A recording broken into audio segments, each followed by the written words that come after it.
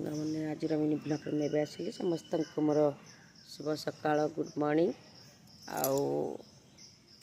आज तो वर्षा सकाशे लाइट नहीं वीडियो भावुली बनई पारि कि ना देखला को तथा जी अच्छी वीडियोटा बनई देता।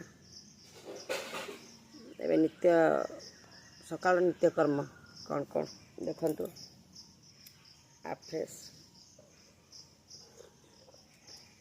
आमर गाधे पूजा करने को बाहरी पड़े। देखु सजना साग आज भारी इच्छा है सजना साग खावाई। सजना साग छड़ाऊँगी सजना सागर कौन करवा आपण को देखी। आ